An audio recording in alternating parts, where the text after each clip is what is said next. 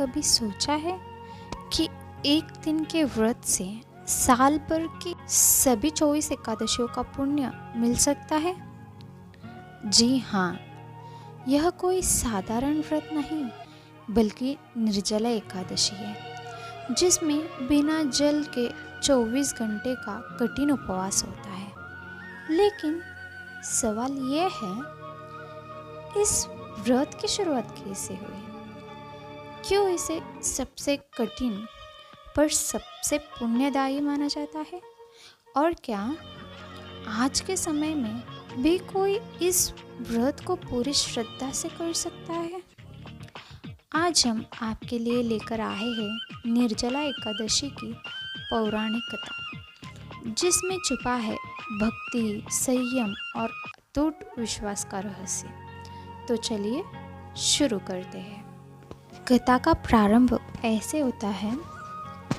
यह कथा महाभारत काल की है, जब धर्मराज युधिष्ठिर ने भगवान श्री कृष्ण से पूछा, हे प्रभु, सभी एकादशियों में सबसे महत्वपूर्ण एकादशी कौन सी है और क्यों?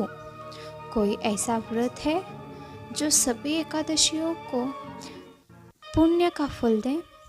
भगवान श्री कृष्ण मुस्कुराए और बोले, हाँ राजन, निर्जला एकादशी यह एक पावन दिन है जब बिना अन्न जल ग्रहण किए सिर्फ भक्ति और संयम से व्रत करने वालों को सभी 24 एकादशियों का फल प्राप्त होता है।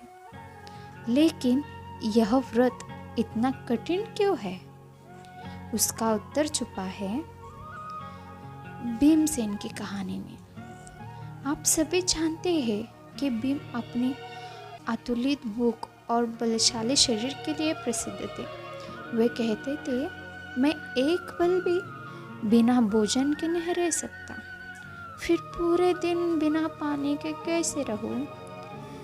तब ऋषि व्यास ने समझाया, हे वृकोदर यानी भीम, हे भीम, यदि तुम सच्चे मन से निर्जला एकादशी का व्रत करो तो तुम्हें एकादशियों का पुण्य मिलेगा। यह व्रत तुम्हारे लिए ही बना है। और फिर क्या हुआ? भीम ने अपने इंद्रियों को जीता और पूरे दिन बिना जल के व्रत किया। उनकी अटूट भक्ति देखकर भगवान विष्णु प्रकट हुए और बोले, तुम्हारी निष्ठा से मैं प्रसन्न हुआ और मैं तुम्हें आशीर्वाद देता हूँ।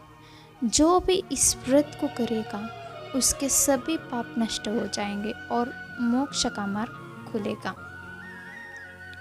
निर्जला एकादशी का महत्व क्या है? आप इस व्रत में बिना जल ग्रहण के 24 घंटे का उपवास रखा जाता है। यह व्रत मन को शुद्धि करता है, पापों का नाश करता है, मोक्ष प्रदान करने वाला माना जाता है। तो दोस्तों, यह थी निर्जला एकादशी की पावन कथा। अगर आपको यह कथा पसंद आई तो लाइक करें, शेयर करें और सब्सक्राइब करें। साथ ही कमेंट में लिखें जय श्री हरि और बताएं कि आपने कभी निर्जला एकादशी व्रत रखा या नहीं। जो भक्ति से निर्जला एकादशी का व्रत करता है उसके सभी कष्ट दूर हो जाते हैं और भगवान विष्णु की कृपा सदैव बनी रहती है। धन्यवाद। हरि ओम।